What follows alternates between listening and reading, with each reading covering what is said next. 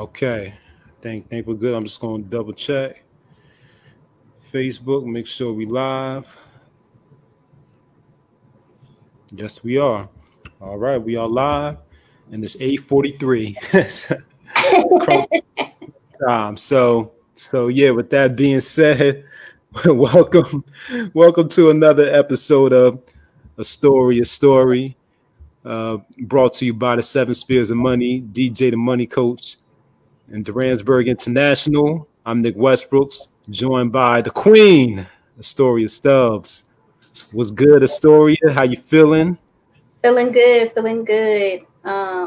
Yeah. So it's Wednesday. Yeah, it's Wednesday. Right. Not only is it Wednesday, but it's debate night too. So we're not going to be long. We want to jump off and catch that debate that's starting in about 16 minutes. So we just wanted to recap a couple things and give you an introduction to the topic that we're going to go into depth next week. So let's jump right in. Astoria, give us a recap of this past Monday's episode, Money Mondays, live from the Miss Story Instagram live page. Talk about it. So interesting. So Money Mondays was really good. We hit some pretty heavy stuff. I try not to be too light with it, but not too heavy. But we really hit home with some things. My guest was Stacy, the survivor. Her name is Stacy Davis, but she goes by Stacy, the survivor. And we talked about bail funds and how, with the current climate that we're living in, we need to be more aware of getting our people out of jail. So a perfect example, I'm from Texas. I'm from Houston. Sandra Bland was in jail for longer than she should have been and was eventually killed, murdered by the police because her family didn't bail her out. And as simple as, $1,000 bail, And so that's something that we don't even think about as much, that even though the bail may be, $20,000, you only have to put down a certain amount for it, right? So we talked about that, about how we need to be more cognizant of those things, especially as we're getting arrested and things are happening. And then the second thing we talked about, which I've talked about before with many people, but I want to talk to her about it because she actually wrote a blog post about it, how GoFundMe is not your funeral arrangements. That's not the plan, right? That we should, get life insurance, make sure that we have money set aside if we don't want life insurance, whatever the case may be, so we can bury our family, bury our loved ones. And that starts as young as when the kid is born, time to get some life insurance. You see that Gerber Life commercial that all the white people sign up for. You know what I'm saying? Come on, let's get it together. So it was real in depth, but then we talked about some fashion trends, and because she's a fashion blogger, we talked about some fashion stuff, and big announcement coming soon with her in a couple of weeks. So yeah. Okay. Yeah. I'm sure everyone's excited about that. They can't wait to hear what that announcement is going to be. Yeah. Now it's interesting because the bail fund and the life insurance thing, those two actually go hand in hand in terms of our reaction and behavior goes. We tend to be reactionary in both instances. So we kind of wait until we do get arrested to pass the hat around to get those donations for to bail our comrades out. Right. And then when someone passes away, GoFundMe is pretty much that the collection plate. Got to get them donations. So we tend to be reactionary on both of those fronts. When we're getting locked up for protesting, and when a loved one passes away, we tend to wait until after the fact to get our funds together. So yeah, that's definitely important. And yeah, the current climate and the way things are going in this country is going to be even more necessary than it has been, for sure. For sure. I mean, I told you before we got online that I just went to Houston has the Say Their Name Memorial It's going around to different cities, but it just happens to be in our city right now. And this is actually my first time going through the whole thing, but second time actually going to the area. And my heart just was so heavy. Some of the stuff was like, I can remember it happening the day it happened, like fresh on my mind. Other ones were things that I learned about in history, just an educational moment, a somber moment, but also just like mind-boggling that it was 235 faces that were killed from police brutality or police violence, things like that, mass incarceration, all those types of things that we know of. So when you say that 235 people that we know of, that should just tell you right there, like, we got to do something different. And so we know that we're making change happen, but we have to be very proactive and not reactive in a lot of situations, for sure. Oh, yeah. Oh, yeah. GoFundMe for the living. How about that? GoFundMe is for when people building businesses and brands and things like that. Not such and such died, and now we trying to sell some fish plates so we can get bury them. Exactly. Yeah. I like that. GoFundMe is for the living. Yeah, for sure. That's the mindset that we need to take. You know, use it to put us into position to where we can create a bright future for ourselves and become the best versions of ourselves. Absolutely. Yeah. So that was Money Mondays. Remember to check that out every Monday evening from Astoria's Instagram page, 6 p.m. Central Time. Every Monday, she's bringing on these powerful guests, and you're going to learn a lot. So tune in and get those nuggets. Yeah. So yep. So just to give you a preview of what we'll be talking about next week. I know we mentioned on our last show, I came up with that super cool title, Your Holistic Health as Well. I had to swag it out a little bit, because the common phrase is health as well, which is absolutely true. But we tend to forget that health isn't just your physical health.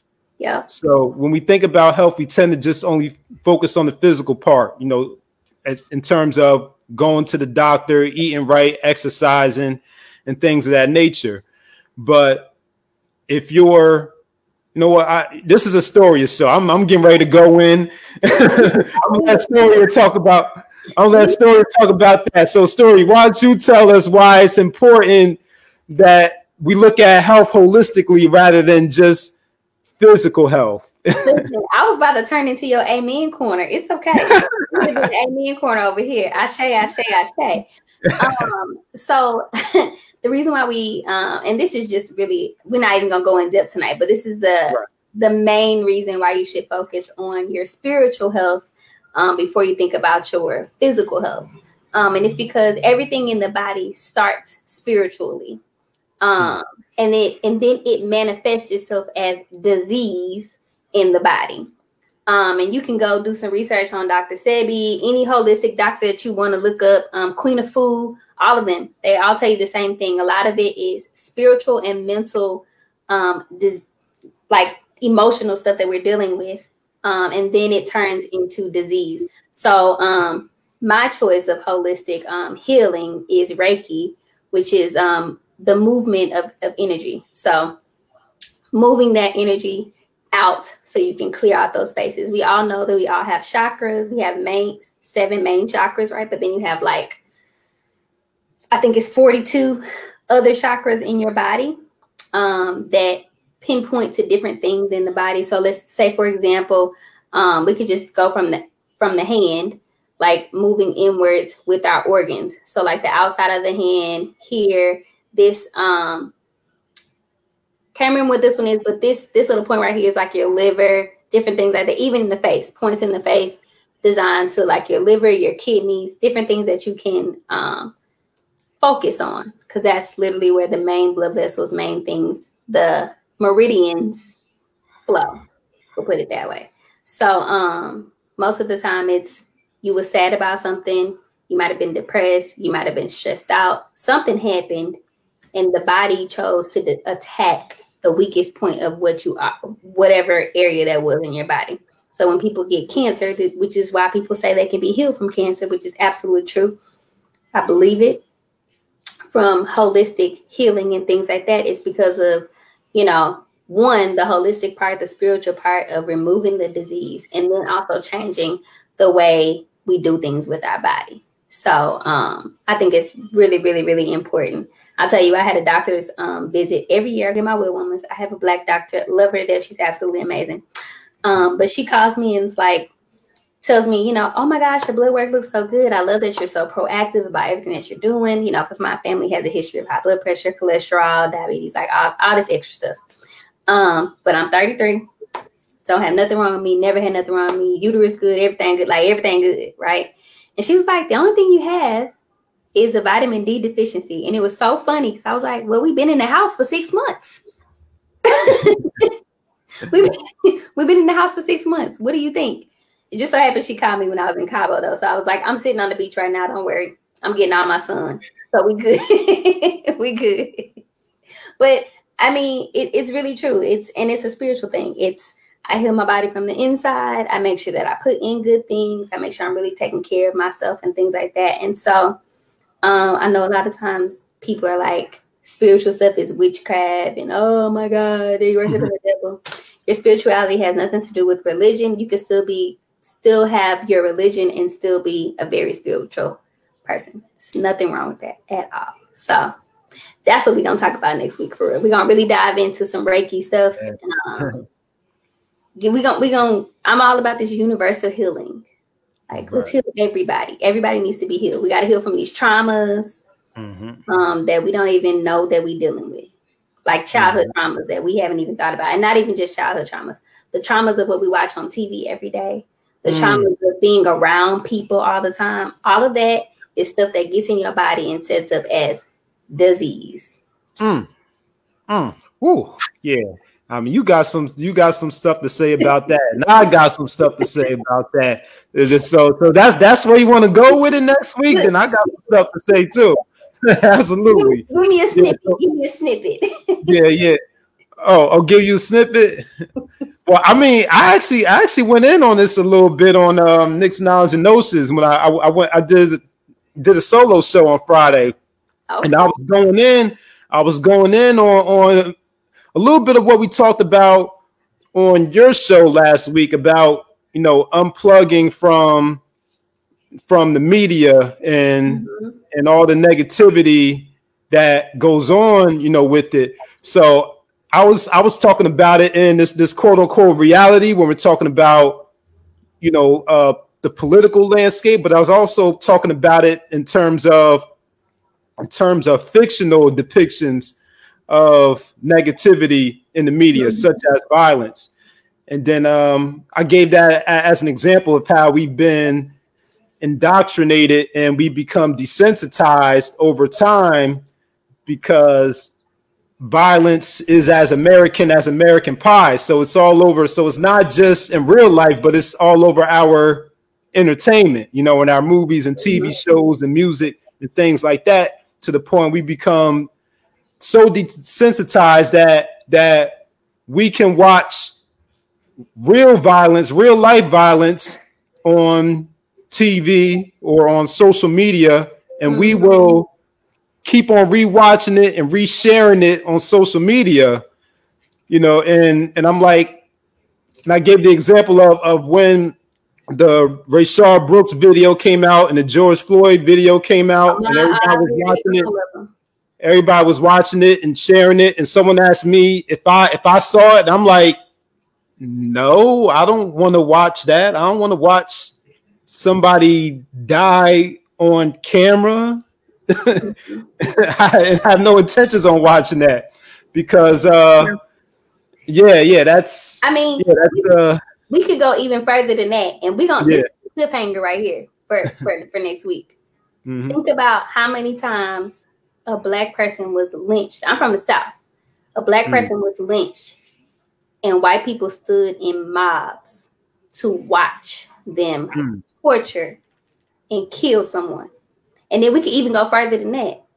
When your master was upset with you, when you were a slave, what did he do to the man? He brought his wife and his kids out there and demasculine him, basically, by making him feel like he could do nothing, like she couldn't help him and he can't help her. So how much real trauma are we really dealing with? Oh yeah, it goes deep. It goes deep. It goes way back. It goes way back. Yeah. So that's trauma that we got to heal from.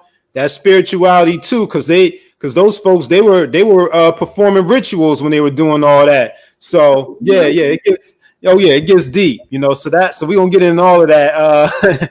Next Wednesday gonna be lit, but we're gonna let y'all make it today because it's a debate night, and I need to be able to come with it for the debate next week. I need to be able to be like, look. Y'all going, y'all already gonna get a lot of excitement from that, you know that. And if you're watching this recording, you know you already got a lot of excitement from watching that debate. So we're going, so it's about that time. It's 8:59. We gotta head over and watch this debate. So we're gonna go ahead and sign out until next week, the next episode of Astoria Story here on the 7 Spheres of Money. We wish you a pom-pom lifestyle. That's plenty of money and peace of mind. And come join us on the Beaches of the World Club. So until the next show, protect your energy, take care of your health holistically, and we'll see you next time. All right. Peace out.